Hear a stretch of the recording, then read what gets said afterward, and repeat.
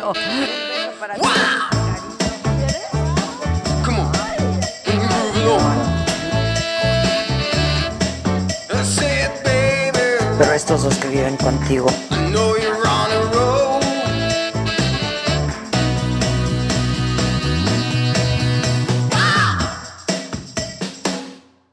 Fernando, pues me da mucho gusto poder conversar contigo. Tiempos difíciles, ¿no? Sí, Adela, gracias y gracias por el espacio. Al contrario, nos Siempre conocemos. es un gusto platicar con un ícono del periodismo. Ah, te lo agradezco mucho, Fernando. Pues ya son muchos años Te en admiramos esto. muchísimo, te seguimos. Creo que eres una de las mujeres más representativas de de esta profesión, de este oficio que devela la democracia, dice verdades, amplía los horizontes del ciudadano. Gracias. Que nos toca, pues, cuestionar, ¿no? Claro, que nos de eso toca, se trata. de eso se trata, Sí. de cuestionar. Y decíamos, en un momentos como estos, que son momentos complicados en muchos sentidos, ¿no? Ahora, rumbo a la elección del 6 de junio, en medio de una pandemia, ¿no? Y este partido que tú diriges ahora, de Nuevo Registro, pues en momentos complicados, Fernando. Muy complejos porque nosotros creemos, y nuestro diagnóstico es correcto, que el ciudadano está redefiniendo el régimen de partidos, el régimen político en general. Creemos que hay un movimiento popular en ciernes, construyendo nuevas rutas de participación, obligando al poder a reconstituirse, a reevaluarse. Y en ese marco decidimos conformar Redes Sociales Progresistas, que es una plataforma amplia, plural, incluyente, que está formada por muchos líderes regionales que vienen de muchos horizontes, muchos de ellos muy jóvenes, que tienen, a pesar de su juventud, bastante experiencia, y que nos hemos embarcado en una ruta, en un trabajo que busca ser parte de ese nuevo régimen de partidos, de una nueva manera de ver la política, de incorporar una nueva clase política, sea porque en otro partido no le dieron oportunidad de despuntar, de destacar, o sea porque por su juventud también los otros partidos o las otras opciones le cerraron las posibilidades. Y estamos empeñados o no se en construir sienten eso. incluidos o no se sienten representados, ¿no? Suele pasar. Ahora, pues en todo este tiempo que resta camino a la elección, pues nuestro deseo y nuestra idea es poder conversar con los líderes de todos los partidos que van a estar, ¿no? Compitiendo en esta elección, que es la elección más grande de la historia, Así es que agradezco tu disposición y tu disponibilidad para poder empezar con este ciclo de entrevistas y que la gente sepa, ¿no? Qué es lo que propone finalmente cada partido, porque de pronto, pues, quienes vamos a votar, Fernando, no sabemos qué identifica a cada partido. Yo te busqué porque he entrevistado ya algunas candidatas del partido Redes Sociales Progresistas que han llamado particularmente mi atención porque por vez primera incluyen a personas transgénero, por ejemplo, y eso me parece que ya era hora, que ocurriera y que ocurriera así. Es importante empujar y jalar a la sociedad a nuevos estatus, a nuevos estadios de desarrollo, comprensión y entendimiento. Más que promover identidades, lo que queremos nosotros es llegar al punto donde nos veamos como personas. Porque el progresismo es el vértice del humanismo. Ese humanismo que no es nuevo y que a lo largo de la historia ha dado grandes batallas y ha ganado superaciones éticas importantes. La lucha por ser ciudadano, la lucha por ser democrático, la lucha por ser libre, la lucha por ser mujer, la lucha por ser otra cosa que no sea hombre o mujer, dependiendo de la identidad, la orientación y las preferencias de cada quien. La lucha por dejar de ser marginado en una sociedad por lo que fuese, por ser mujer, por ser pobre, por ser con alguna capacidad diferente. La pelea por construir el progreso a partir de visiones de equidad. Y eso es lo que el progresismo busca, por eso nosotros nos llamamos redes sociales progresistas.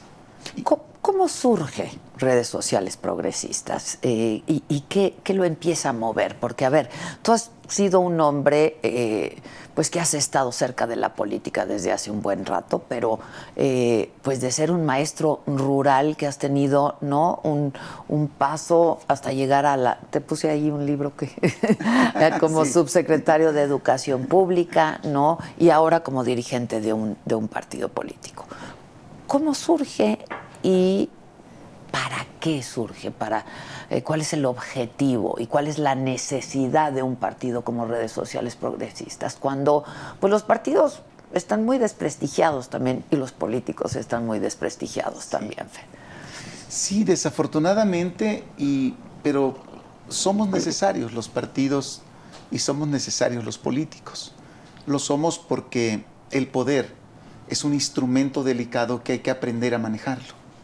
Y las formas de cómo la sociedad puede poner en manos de personas correctas el manejo del poder, pues son los partidos, las elecciones y los políticos. Por eso deben ser muy cuidadosos cuando elijan a la persona y al partido.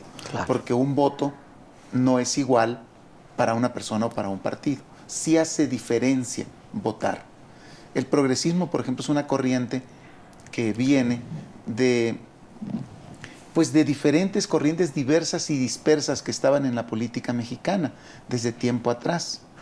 En el 16-17 muchos comenzamos a respirar vientos de cambio. La rigidez en la que metió al país el Pacto por México, al violentar, digamos, con una agenda los acuerdos que sustentaban el sistema político, y al subordinar al Poder Legislativo a partir de una mesa de notables, que subordinó a los partidos también, y a las militancias, obligándolos a creer en una sola visión paralela y excluyendo cualquier posibilidad de debate sobre las condiciones políticas que se estaban poniendo. Creo que eso aceleró las posibilidades de un cambio radical en el país. Y el país comenzó a reorganizarse desde esos años. Creo que los cambios nunca se dan en años ni en lustros. A veces hay que vivir una década para comenzar a notarlos. Y somos una sociedad que está permanentemente cambiando. La tecnología, los nuevos mercados, el capitalismo neoliberal que hoy está muy criticado, que trajo la globalidad, que promovió la ciencia global, las finanzas globales y que nos estableció como instrumento los tratados comerciales internacionales de bloques comerciales, de bloques geopolíticos incluso. Claro. Creo que todas esas herramientas, más la maduración y el cambio demográfico de la sociedad, simplemente decíamos hace poco, para tener una idea y ilustrar lo que digo, en el 2000 éramos 38 millones de electores y hoy somos casi 95 millones de electores. Es decir, en 20 años somos 3 veces lo que éramos hace 20 años. En 2 décadas el país ha madurado y ha crecido de una manera sorprendente. Y creo que los últimos en darse cuenta son las élites financieras y las élites políticas. Y creo que eso pues nos está llevando a un nuevo régimen, a una nueva manera de ver la vida. Nos ha llenado también de enfermedades. La pobreza, la desigualdad, la inequidad social, la violencia. Y mira, es triste porque a veces la violencia tiene rostro de mujer, ¿no? Contra las mujeres, creo, se ha ensañado el crimen, se ha ensañado un sector de la sociedad que lo único que nos muestra es que hay otra enfermedad que se llama impunidad. Y creo yo que todo esto en conjunto, más el despertar de una sociedad cada vez más compleja, más el cambio demográfico, más las nuevas economías y la tecnología, más los bloques regionales, más las tensiones políticas que derivan de los intereses económicos de los bloques regionales, hace de este país, pues, el país que requiere una clase política que no sea tecnocrática, porque no se trata de sumar y restar o de tener contabilidades precisas, pero que tampoco sea grillesca y ajena a la técnica y a la ciencia. Entonces, nosotros vimos en esta posibilidad una oportunidad. Decir, pues vamos a tratar de proponer a la gente rostros nuevos. Primero, tratar de que las mujeres se empoderen de verdad. Transitar de las cuotas a un empoderamiento real. Tratemos de que eso suceda. De que ganen la mayor cantidad de elecciones o de que sus ideas y su agenda logren visibilidad de tal manera que por lo menos pues convenzan al poder, lo intimiden o lo vuelvan sensible Al tema. Al tema. Claro. Por lo menos. Tú decías, la violencia tiene rostro de mujer, pero la pobreza tiene rostro de mujer, la falta de salud tiene rostro de mujer. En ese sentido, ¿cuál ha sido el criterio para nombrar candidatos en este partido? ¿No? Yo he sido de pronto muy crítica de que, pues de manera muy pragmática quizá, se ha invitado a celebridades o a gente pública, gente famosa, de nombre, ¿no? Y de cierto renombre a participar, todos los partidos, ¿eh?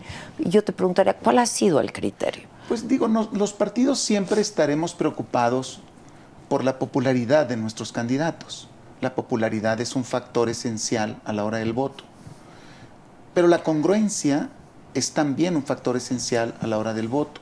Cuando invitamos a celebridades, buscamos que ellas tengan la madurez social, intelectual, de disciplina en el liderazgo, que les permita en poco tiempo abrevar de las herramientas de política pública y de gobierno y de la política real, para que puedan, en caso de ganar una elección, llevar a cabo un gobierno exitoso. Porque también la permanencia de un partido en el tiempo depende del éxito de sus gobiernos. Sin duda. Y si uno no tiene éxito en sus gobiernos o en la gestión de la Cámara o en la coherencia de las agendas, pues la gente puede abandonarte.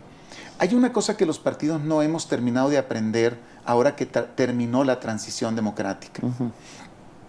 Los grupos que hicieron posible la transición democrática y que están hoy más en los medios de comunicación que en el poder real, porque de pronto la política como que se ha redistribuido en otros grupos de poder, en otros grupos de influencia. Esos grupos que hicieron posible la transición democrática y que hoy son opinadores profesionales, tienen que asumir también que la transición terminó y que lo que tenemos hoy es la necesidad de una democracia total, de una democracia real, de una democracia participativa y redistributiva del poder que le dé a la gente la posibilidad de influir y sensibilizar al poder mismo, para que éste responda a las nuevas agendas. Y los partidos tenemos que entender que son los ciudadanos los que deciden eso. Y cuando nosotros proponemos candidatos, debemos ser coherentes. Y una mezcla, una especie de ecuación perfecta entre la habilidad del candidato, la popularidad del candidato, el intelecto del candidato y la posibilidad de que pueda ser un buen gobernante con las asesorías adecuadas. Nadie, por más estudiosos que seamos, Adela, estamos preparados para ejercer el gobierno. Tenemos que prepararnos al llegar. Hay que estudiar muchos reglamentos, muchas leyes. Sí. Ahora, la curva de aprendizaje puede ser mucho mayor, ¿no? Claro. Pero mira, por ejemplo, nosotros hemos invitado a deportistas de alto rendimiento o actores excepcionales, ¿no? Y ellos siempre han tenido una visión crítica de la vida pública. Y algunos de ellos ya tienen fundaciones que han hecho el bien en sus colonias. Algunos de ellos dirigen empresas. Y a veces dirigir una empresa se parece a dirigir un gobierno. La única diferencia es que el rendimiento en una empresa no es lo mismo que el rendimiento en un gobierno. Han sido líderes de sus propias organizaciones. Tienen talento para administrar sus emociones. Tienen talento para administrar sus propios ímpetus, porque son deportistas de alto rendimiento. Tienen la disciplina para soportar el fracaso o para medir y administrar el éxito. Y yo los he visto ahora que he platicado, que los he conocido más de cerca y que ya los admiraba desde la pantalla o desde el cuadrilátero. No estamos proponiendo gente principiante, ni estamos proponiendo gente que se va a inventar en la política. Porque la política no necesariamente es la técnica. No, y la política está en todas las esferas de la vida. ¿eh? A eso me refiero. a través de la política se pueden hacer un montón de cosas o no hacer un montón de cosas, ¿no? En ese sentido, y hablando de la mujer, pues mi pregunta sería, redes sociales progresistas, Fernando, ¿en qué sí y en qué no coincide con la administración actual? Mira, coincidimos con la administración actual en un paquete de valores que nos son relevantes. Por ejemplo, la honestidad y la austeridad pública. Sí se ve en el pueblo, en la sociedad, un cansancio, un agotamiento sobre los excesos que cometieron o que cometimos muchos cuando gobernamos. Y creo que hay que tener un nuevo sentimiento en ese plan. Es muy fácil perderse cuando se llega al gobierno. Eso admiramos del presidente, por ejemplo, López Obrador, que creemos que sigue siendo un hombre austero, que sigue siendo un hombre honesto. La honestidad y la austeridad creo que son dos valores centrales. ¿Qué creo que necesita más el gobierno? Ciencia y técnica, diagnósticos correctos, no los tecnocráticos. Yo acepto y asumo que también la tecnocracia le hizo daño al país en algunos campos.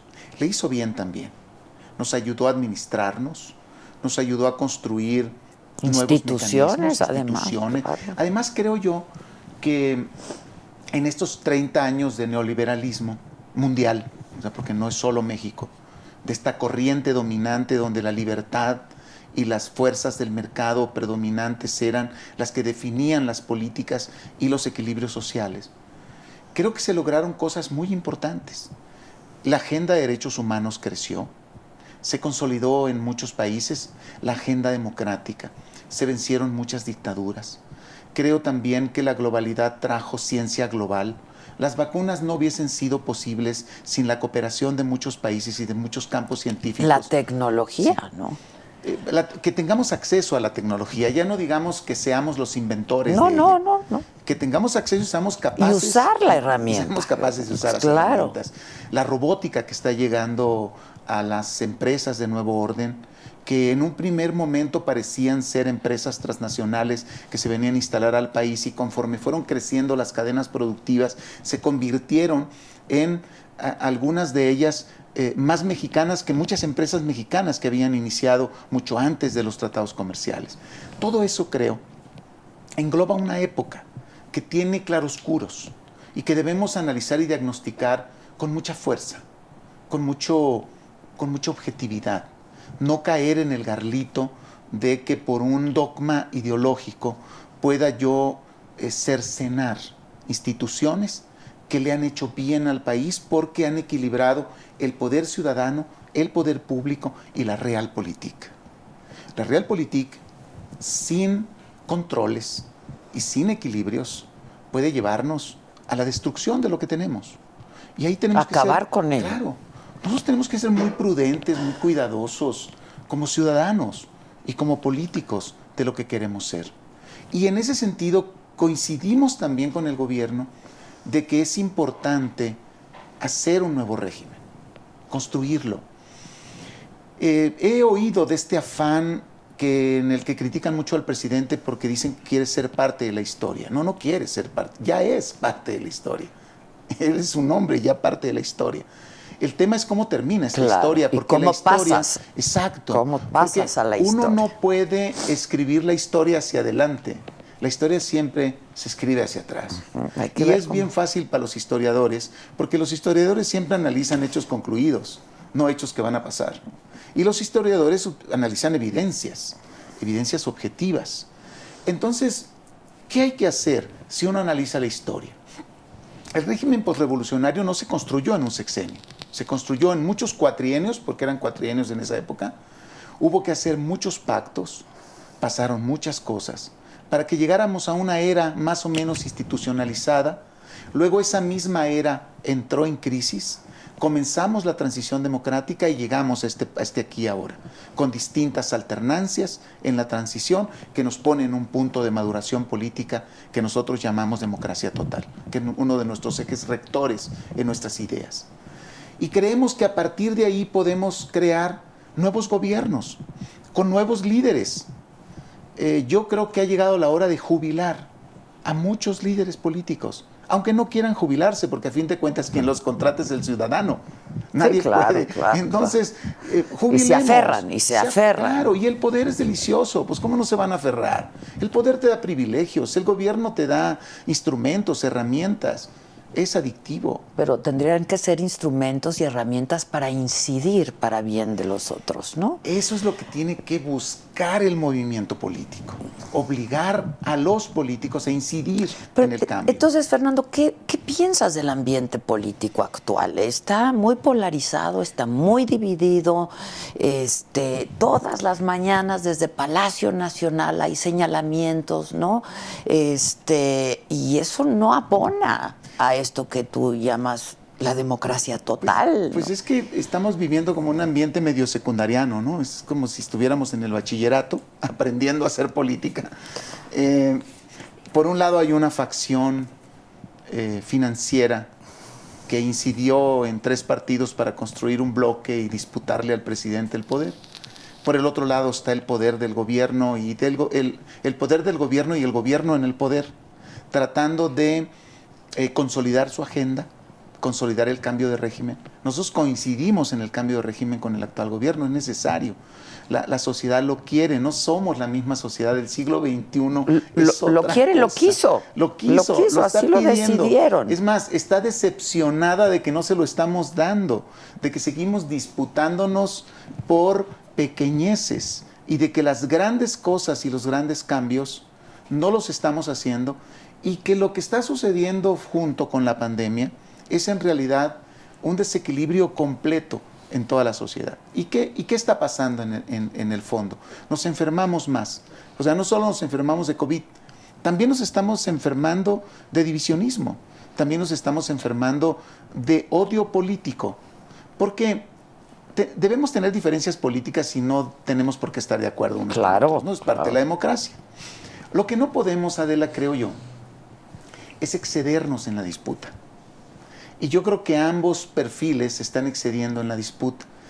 Me parece que no es correcto que una facción financiera junte a los partidos y les dé un ideario. Lo correcto sería que los líderes de los partidos consultaran a sus militancias y construyeran un proyecto alternativo. Y pelearan con ese proyecto alternativo, con sus propias ideas, sus propias limitaciones, y se dimensione ese proyecto.